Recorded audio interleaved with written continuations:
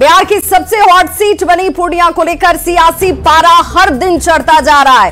पूर्णिया से निर्दलीय उम्मीदवार के तौर पर मैदान में उतरे पप्पू यादव ने तेजस्वी यादव के उस बयान पर जोरदार पलटवार किया, जिसमें तेजस्वी यादव ने पूर्णिया से बीमा भारती को या फिर एनडीए प्रत्याशी को जिताने की लोगों से अपील मंच से कर दी, लेकिन पप्पू यादव को बिल्कुल न जिताएं ये आशय निकाला जा रहा है। पप्पू यादव ने अब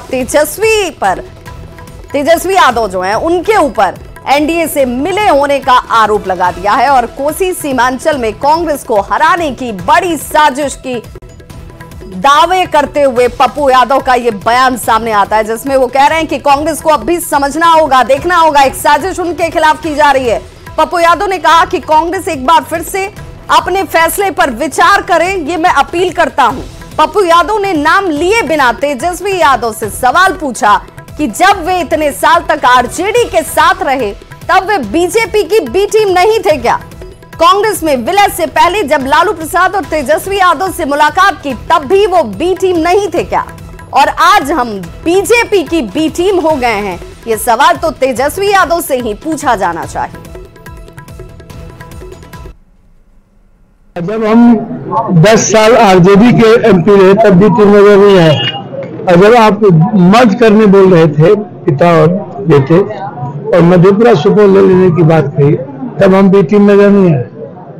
तो 10 दिन पहले बी टीम नहीं थे, उनकी पार्टी ज्वाइन नहीं किए और पूर्णिया से लड़ने का संकल्प ले लिया और पूर्णिया इतिहास लिखेगा। यह एमपी का चुनाव नहीं हो, इतिहास लिखेगा। एनडीए को यहाँ जिताने की बात तो मैं पहले ही कहा हूं कि इंडिया और एनडीए कोसी सीमांचल में मिले हुए हैं और ये गहरी साजिश है इंडिया गठबंधन को कमजोर करने, कांग्रेस को हराने की एक बड़ी साजिश है। और अभी भी वक्त है, कांग्रेस को पुनर्विचार करनी चाहिए कि क्या इस तरह के बयान के बाद कांग्रेस के लीडर के निर्णय पर असर नहीं पड़ेगा। ये कांग्रेस की लीडरशिप को चैलेंज हमेशा कर रहे और यह कह रहे हैं कि आप एनडीए को वोट दे दीजिए, देश एक ही है, दोनों विचारधारा एक ही है, आपका परिवार कह रहा है और सबको मिला के बोल रहे हैं पूर्णिया में एनडीए को वोट देंगे। तो अच्छी बात है, आप कहिए कि मैं बीजेपी के साथ आज नहीं बहुत दिनों से आपके रिश्ते थे भीतर, तो मुख्यमंत्री बनाने की बात जब आ गई तो हम उनके साथ खड़े हो, दोनों बहन को जिताने की बात आ गई खड़े हो, तो आप हराने आए, जिताने किसको है और आप जीतते क्यों नहीं है? मधेपुरा में 2 बार हार गए,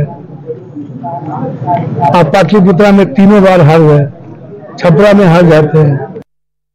तो देखिए पप्पू यादव सीधे तौर पर तेजस्वी यादव पर ही निशाना साधते हैं और कहते हैं कि भाई हमें तो ऐसा लगता है कि एनडीए को जिताने के लिए ही ये लोग खड़े हैं और इनकी विचारधारा भी जैसे इनसे अब मिलने लगी है। ये सोचना होगा कांग्रेस को एक बार फिर से अपने ही फैसले पर विचार करने की अपील भी पप्पू यादव की तरफ से कर दी जाती है। तेजस्वी यादव ने पूर्णिया से जहां बीमा भारती को या फिर एनडीए प्रत्याशी को जिताने की लोगों से अपील की, वहीं तेजस्वी यादव ने कहा कि कुछ लोग तो मुझे विधायक तक भी नहीं बनने देना चाहते थे। एकजुट रहना है, किसी के धोखे में नहीं आना। ये कोई एक व्यक्ति का चुनाव नहीं है, ये 2 धारा, या तो एनडीए या तो इंडिया, या तो एनडीए या तो इंडिया की लड़ाई है। या तो आप इंडिया को चुनो और इंडिया को अगर नहीं चुनते हो बीमा भारती को तो आप एनडीए को चुनो। साफ बात है। हमको तो विधायक भी नहीं बनने देना चाहते थे, लाखों पूजा करके हमको हरवाने का काम कर रहे थे, भाजपा के हेलीकॉप्टर पे घूम करके।